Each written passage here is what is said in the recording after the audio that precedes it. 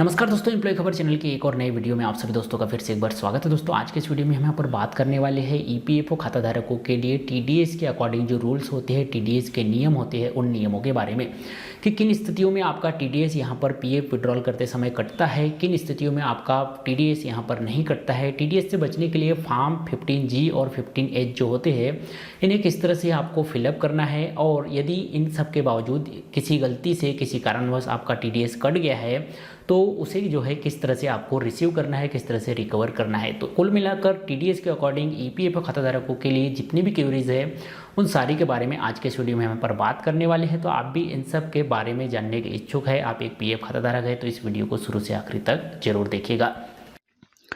दोस्तों इस वीडियो के डिस्क्रिप्शन बॉक्स में आपको एक लिंक मिलेगा जो कि आपको इस पोस्ट पर पहुंचाएगा, जहां पर आपको ईपीएफ टीडीएस रूल्स के अकॉर्डिंग सारी चीज़ें यहां पर बताई गई है। अब इस वीडियो के अकॉर्डिंग आपको कुछ महत्वपूर्ण इंपॉर्टेंट बातें जाननी जरूरी है कि टीडीएस कब कटता है। तो चलिए यहाँ पर बारी बारी से इन महत्वपूर्ण पॉइंट को हम यहाँ पर देख लेते हैं कि टीडीएस कब कटता है। तो यदि आपकी नौकरी 5 वर्ष से कम की है और आप पीएफ का पैसा विड्रॉल करने जा रहे हैं तो आपका टीडीएस यहाँ पर कटता है। यहाँ पर ध्यान रखने वाली बात आपको ये है कि आपके 5 वर्ष पीएफ में आपके सभी पीएफ खातों का विड्रॉल के सहित यहाँ पर जो है गिना जाता है। दूसरी चीज़, यदि आप जो पीएफ का पैसा निकाल रहे हैं उसकी रकम यदि 50,000 रुपये से ज़्यादा है तो भी आपको यहाँ पर टीडीएस देना होता है। अब जान लेते हैं कि किन स्थितियों में आपको टीडीएस यहाँ पर नहीं देना होता है। तो यदि आपकी नौकरी 5 वर्ष से अधिक है तो टीडीएस नहीं देना होता है। यदि आपसे जो पैसा पीएफ का विड्रॉल कर रहे हैं वो 50,000 रुपये से कम है तो आपको टीडीएस नहीं देना होता है। लेकिन जैसे मैंने आपको कि दोनों स्थितियों में यहाँ पर बताया कि 5 वर्ष से यदि कम आपकी नौकरी है और आप पीएफ से पैसा जो निकाल रहे हैं वो रकम भी यदि आपकी 50,000 से ज़्यादा है, इसके बावजूद यदि आपके पीएफ खाते में केवाईसी के तौर पर आपने पैन कार्ड लगा रखा है और आप पीएफ पैसे का विड्रॉल करते समय फॉर्म 15G या 15H यहाँ पर फिलअप करते हैं तो भी आपको टीडीएस नहीं देना होता है। ये फॉर्म 15G किस तरह से फिलअप करना है इसके बारे में हम आपको आगे यहाँ पर प्रोसेस बता रहे हैं। इसके अलावा यदि आपकी नौकरी किसी निम्न कारण से गई है, यानी कि यहाँ पर ये जो 3 कारण बताए गए हैं इनमें से किसी कारण से गई है तो भी आपको टीडीएस देने की ज़रूरत नहीं पड़ती है। जैसे कि आपका स्वास्थ्य खराब था, इस कारण से आपने नौकरी छोड़ी हो, आपका नियोक्ता या आप जिस प्रोजेक्ट पर कार्य कर रहे थे वो प्रोजेक्ट पूरी तरह से बर्बाद हो चुका है या नुकसान हो चुका है, ऐसी स्थिति में आपको टीडीएस देने की ज़रूरत नहीं है। या किसी ऐसे कारण से कर्मचारी की नौकरी छुट्टी हो जो कि कर्मचारी के नियंत्रण में नहीं थी तो आपको टीडीएस देने की ज़रूरत नहीं है। इसके अलावा यदि आप एक पीएफ खाते से दूसरे पीएफ खाते में पीएफ ट्रांसफ़र कर रहे हैं, ऐसी स्थिति में भी टीडीएस देने की ज़रूरत नहीं होती है। अब बात आती है कि ये टीडीएस आखिर कितना लगता है। यदि आपको टीडीएस के चार्ज यहाँ पर लग रहे हैं, आप टीडीएस के कटने के रूल के अंतर्गत आ रहे हैं तो आपको कितना टीडीएस यहाँ पर देना होगा। तो यदि आपने अपनी केवाईसी के अंतर्गत पेन नंबर नहीं दिया है या दिया है तो वो पेन नंबर गलत है तो ऐसी स्थिति में आपको यहाँ पर 34% टीडीएस लग सकता है। यदि आप 50,000 रुपये से ज़्यादा की निकासी कर रहे हैं तो आपको 34% तक टीडीएस यहाँ पर चुकाना पड़ सकता है। इस हिसाब से यदि एक उदाहरण के तहत यहाँ पर हम देखें कि आप 1 लाख रुपये की निकासी कर रहे हैं तो उसमें 34,000 रुपये आपका टीडीएस में कट जाएगा। ऐसे में केवल 66,000 रुपये ही लगभग आपके हाथों में यहाँ पर आएगा। इसी तरह से यदि दूसरी कंडीशन हम देखें कि आपने पेन नंबर दिया है लेकिन फॉर्म 15G फिलअप नहीं किया है तो ऐसी स्थिति में आपको जो है 10% यहाँ पर टीडीएस लगता है। यानी कि 1 लाख रुपए की यदि आप निकासी कर रहे हैं तो उसमें से 10,000 रुपये आपका टीडीएस में कट जाएगा, केवल 90,000 रुपये आपके हाथ में आएंगे। अब एक महत्वपूर्ण पॉइंट यहाँ पर आता है कि टीडीएस से बचने के लिए फॉर्म 15G किस तरह से फिलअप किया जाता है। तो इसको हम जो है आगे यहाँ पर आपको पूरा फॉर्म फिलअप करके बता रहे हैं कि किस तरह से आप यहाँ पर पूरा फॉर्म फिलअप कर सकते हैं। लेकिन इससे पहले जान लेते हैं कि ईपीएफ टीडीएस में यदि सब कुछ होने के कारण या कि आपके किसी अकाउंट में कोई गलती रही हो, आपने पैन कार्ड नहीं लगाया हो, फॉर्म 15G नहीं भरा हो, तो आपका जो है टीडीएस कट गया है तो आप उसे किस तरह से रिफंड कर सकते हैं। तो जो फाइनेंशियल ईयर यहाँ पर आपका पीएफ विड्रॉल का था, ये फाइनेंशियल ईयर जब ख़त्म होता है तो सभी को यहाँ पर इनकम टैक्स रिटर्न फॉर्म भरने की विकल्प यहाँ पर मिलते हैं। तो ऐसी स्थिति में आप भी अपना इनकम टैक्स रिटर्न फाइल करके यहाँ पर पीएफ का पैसा विड्रॉल कर सकते हैं। ये जो टीडीएस आपका कटा है उसे रिफंड ले सकते हैं। लेकिन इसकी जो है प्रोसेस काफ़ी जटिल होती है। ये इनकम टैक्स रिटर्न जो फाइल आपको करनी है ये आम आदमी यहाँ पर करने में काफ़ी तकलीफ उनको जाती है। स्पेशल रूप से यदि आपने पहले कभी इनकम टैक्स रिटर्न फाइल नहीं किया है तो यहाँ पर जो है काफ़ी दिक्कतों का सामना करना पड़ता है। इसीलिए यहाँ पर ध्यान आपको यही रखनी है कि आपने अपने पीएफ खाते में पैन कार्ड लगाया हो और आपका जब आप पीएफ का विड्रॉल कर रहे हो तो फॉर्म 15G आपको इन दिक्कतों का सामना नहीं करना पड़ेगा। अब यहाँ पर आपको जो है एक लिंक मिल जाएगा जो कि आपको फॉर्म 15G और फॉर्म 15H यहाँ पर डाउनलोड करने का ऑप्शन देता है। इन दोनों में क्या अंतर है ये भी यहाँ पर जो है थोड़ा समझ लेते हैं। यदि आपकी उम्र 60 वर्ष से ज़्यादा की हो गई है, इसके बाद में यदि आप पीएफ पैसे का विड्रॉल कर रहे हैं तो आपको फॉर्म 15H यहाँ पर भरने की ज़रूरत पड़ेगी। लेकिन यदि आपकी उम्र 16 ईयर यानी कि 60 साल से कम है तो ऐसी स्थिति में आपको फॉर्म 15G भरने की ज़रूरत यहाँ पर पड़ती है।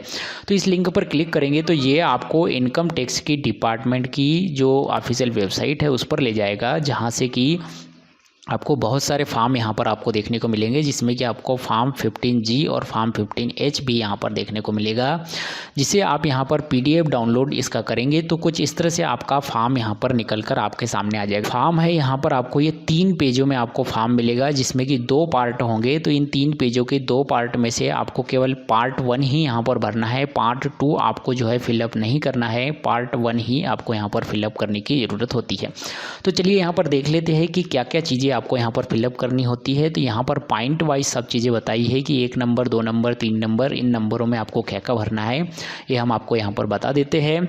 एक चीज़ यहाँ पर इस फॉर्म को भरते समय आपको और ध्यान में ये रखनी है कि इसमें स्पेस काफ़ी कम दिया हुआ है, काफ़ी कम जगह आपको यहाँ पर मिलती है आपको फॉर्म भरने के लिए। इस फॉर्म को आप डाउनलोड करेंगे, ये प्रिंट करेंगे, प्रिंट करने के बाद अपने पेन से इसको जो है मैनुअल भरना है और फॉर्म भरने के बाद में उसका फ़ोटो खींचकर या उसे स्कैन करके PDF फाइल में डाउनलोड करके कन्वर्ट करके आपको जब आप PF का विड्रॉल का फॉर्म करने जाएंगे वहाँ पर आपको जो है ये सबमिट करने की ज़रूरत पड़ेगी। तो यहाँ पर आपको जब ये सारी चीज़ें आप फिलअप करेंगे तो आपको ध्यान रख छोटे अक्षरों में आप लिखें और साफ सुथरे सुंदर अक्षरों में आप यहाँ पर अपना फॉर्म फिलअप करें। तो यहाँ पर सबसे पहले नंबर पर जो मांगा गया है उसमें है PF अकाउंट होल्डर का नाम आपको यहाँ पर देना है। दूसरे नंबर में आपको यहाँ पर पेन नंबर देना है, आपका पेन नंबर जो होता है पैन कार्ड का जो नंबर है वो आपको यहाँ पर देना है। तीसरे नंबर में स्टेटस में आपको इंडिविजुअल यहाँ पर लिखना है। चौथे नंबर में आपका प्रीवियस ईयर पूछा गया है, प्रीवियस फाइनेंशियल ईयर पूछा गया है। तो प्रीवियस फाइनेंशियल ईयर में आपको वर्तमान ईयर ही यहाँ पर लिखना होता है, जैसे कि अभी 2020-21 चल रहा है, ये जो है आपको यहाँ पर लिखने की ज़रूरत पड़ेगी। इसके बाद यहाँ 5वें नंबर पर रेसिडेंटल स्टेटस मांगा गया है। यहाँ से लेकर आपको 6 नंबर से लेकर 12 नंबर तक आपका पूरा एड्रेस यहाँ पर आपको फिलअप करना है कि आपका ब्लॉक नंबर क्या है, नेम क्या है, किस रोड पर आपका जो है मकान जो एड्रेस है वो पड़ता है, सोसाइटी, डिस्ट्रिक्ट, आपका स्टेट, आपका पैन कार्ड, जो पिन नंबर होता है एरिया का पिन कोड, वो पिन कोड आपको यहाँ पर डालना है। इसके बाद 13वें नंबर में आपको आपकी जीमेल ID यहाँ पर डालनी है। इसके बाद 14वें नंबर में आपको यहाँ पर आपका मोबाइल नंबर या टेलीफोन नंबर यहाँ पर डालना है। 15वें नंबर में आपको यदि आपने पहले कभी ITR फाइल किया है, यदि आपने पहले कभी इनकम टैक्स फाइल किया है, ITR फाइल किया है तो उसके बारे में जानकारी देनी है। यदि आपने पहले कभी ITR फाइल किया है तो यहाँ पर हाँ करेंगे, नहीं तो नहीं करेंगे। यदि आप एस करते हैं तो किस फाइनेंशियल ईयर में आपने ITR फाइल किया है वो आपको यहाँ पर लिखने की ज़रूरत पड़ेगी। इसके बाद में यहाँ 16वें नंबर में आप PF से जितना पैसे का विड्रॉल कर रहे हैं वो राशि आपको यहाँ पर लिखने की ज़रूरत पड़ेगी, जो कि खाली आपको PF की ही राशि यहाँ पर लिखनी है। इसके बाद 17वें नंबर में आपकी जो सालाना इनकम होती है वो सालाना इनकम प्लस यहाँ पर 16वें नंबर में जो आप PF से विड्रॉल राशि कर रहे हैं वो राशि, दोनों को मिला के यहाँ पर आपको जो है लिखना है। इसके बाद में 18वें नंबर में यदि आपने फॉर्म 15G पहले कहीं और भी दिया है, प्रीवियस ईयर में कहीं और भी आपने यहाँ पर फॉर्म 15G भरा है तो उसके बारे में जानकारी देनी है। जैसे कि आपके यहाँ पर किसी बैंक में FD वगैरह हो तो उसमें भी जो है फॉर्म 15 आपको भरने की ज़रूरत होती है, तो वो आपने भरा है तो उसकी जानकारी आपको यहाँ पर देनी है। दूसरे यहाँ आप फॉर्म 15G की जानकारी देनी है कि कितनी बार आपने फॉर्म 15G यहाँ पर पहले भरा है। इसके बाद यहाँ पर आपकी टोटल इनकम आपको यहाँ पर बतानी है, जो कि आपने यहाँ पे 17वें नंबर के कॉलम में जो टोटल इनकम आप लिखेंगे वही टोटल इनकम आप जो है यहाँ पर लिख देंगे। 19वें नंबर के कॉलम में आपको यहाँ पर अब आपके जो आप पीएफ का पैसे का विड्रॉल कर रहे हैं उस पीएफ के पैसे के विड्रॉल की टोटल जानकारी अब आपको यहाँ पर भरनी है। तो यहाँ सीरियल वाइज आप यहाँ पर सबसे, जैसे कि आप अभी फ़िलहाल पीएफ के विड्रॉल के अकॉर्डिंग इस फॉर्म को यहाँ पर भर रहे हैं, तो आपको यहाँ पर आपका पीएफ नंबर और यूएएन नंबर लिख देना है। नेचर ऑफ इनकम में आपको यहाँ पर पीएफ विड्रॉल लिख देना है। इसके बाद में यहाँ पर सेक्शन, किस सेक्शन के अंतर्गत ये आता है, तो आपको यहाँ पर 192A यहाँ पर आपको जो है लिख देना है। जिसके बाद में यहाँ पर अमाउंट ऑफ इनकम में आपको फिर से आपकी टोटल पर लिख देना है। इसके बाद यहाँ पर आपको साइन कर देना है। इसके बाद यहाँ पर आपको जो है जो जानकारी आपने भरी है ये वेरिफिकेशन के तौर पर आपको यहाँ पे फिर से आपका जो अकाउंट होल्डर है उसका नाम यहाँ पर फिर से आ जाएगा। इसके बाद में यहाँ पर आपको उस प्रीवियस ईयर की जानकारी फिर से देनी है जिसके अकॉर्डिंग जो है आप यह फॉर्म भर रहे हैं। यहाँ पर फिर से आपको जो है उस प्रीवियस ईयर की जानकारी देनी है। यहाँ पर आपको जो है आपका सिग्नेचर करना है, डेट और आपका जो प्लेस है वो यहाँ पर आपको लिखना है और सिग्नेचर करने के बाद आपका ये फॉर्म जो है फिलअप होकर यहाँ पर तैयार हो जाएगा।